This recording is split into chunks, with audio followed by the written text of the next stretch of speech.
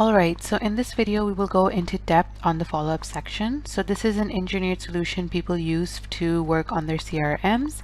And for a quick follow-up we discussed in the previous video, but let's just once look at it again. So for follow-up reminder, for the number of days, it could be there's a default number of days, weeks, months you can set to get a reminder for certain prospects. And then this is a follow-up reminder specific date. If you want to set a specific date, if the prospect has asked for for a required a specific date, you can set it here. Follow-up notes, these are for the follow-up manager, and these are notes that have been made by the follow-up manager. And the follow-up manager will also obviously have an account on Podio as they are one of the team members. So they will automatically get updates on the Podio application on their phone and also via email whenever there is an update made to the lead. Okay, so then there's follow-up notes, then there's a follow-up sequence. Now there are a few default follow-up sequences, the ones that you can use, and if you want you can create your own sequence as well. So let me just show you how we create a sequence. Over here we go to this follow-up messages and this follow-up templates. These two work well together to make a follow-up sequence that you will use on your lead, even though there are other default sequences that are already implied into the lead. But if you want to make a custom lead for your client, then you can do that over here using FU templates and FU messages. Now let's look at this template that was created over here on follow-up messages. So basically this will open up. Let me just show you 1 second. Alright, so when you create it, first you add the title, so SMS no reply on first follow-up message. Then you add the subject title, which is basically the same thing, and then the type.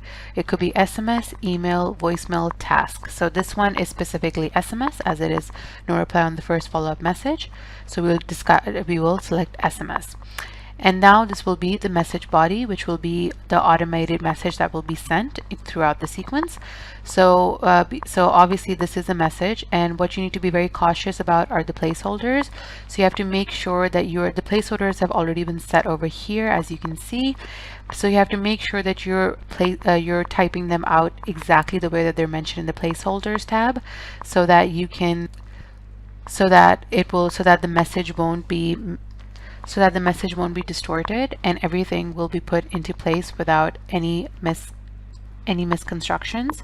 So first name will be automated, address will be automated, so make sure that you use the exact information that is in the placeholders, otherwise that will lead to some inconsistencies in your body message.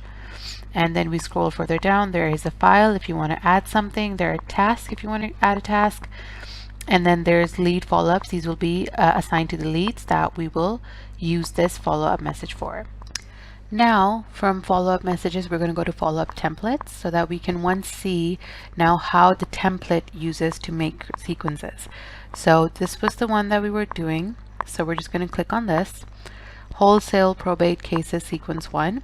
Now this is number 1 is repeat sequence. So how many times do you want the sequence to be repeated? So it could be once, twice, thrice, 4, or forever. So this is depending on the prospect to prospect, it differs.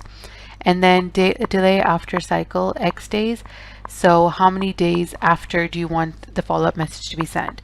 So when you're basically writing 0, that means you want the message to be sent today as immediately as possible. However, if you created this sequence after 10 a.m., then automatically, even if you add 0, the message will be sent on the next day. But if this was created before 10 a.m., then the message will be sent right away. Now run on work days Monday to Friday. Do you want the sequence to be running on weekdays or only, or throughout the week 7 days a week? So this is depending on you, so yes or no. And then now we're going to action 1. So action 1 in how many days? Again, 0. So if this was after 10 a.m., that means it will be started from the next day. Or if it was before 10 a.m., then means immediately the action has already started taking place. And we just have to make sure it could be 0 days, it could be 1 day, 2 day, 3 day, 4 day, as many days as you require. And then action 1, we can add and remove the actions, and we're just going to look at this for a second here. So since the template that we created was a SMS template, so we're going to select SMS. We could also select email or voicemail or task.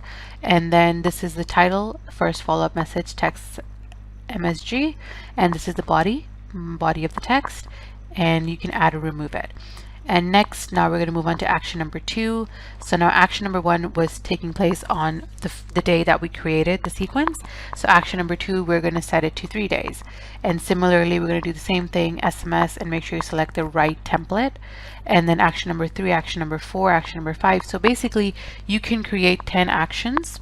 You can create basically 10 sequences, 10 actions, and you can initiate multiple sequences at one time, whatever suits you best. Now, coming back to the lead, so over here, we will choose the follow-up sequence. So it'll be a drop-down, and we're going to do this one, the wholesale probate cases sequence 1. So I'm just going to select that, and that is it.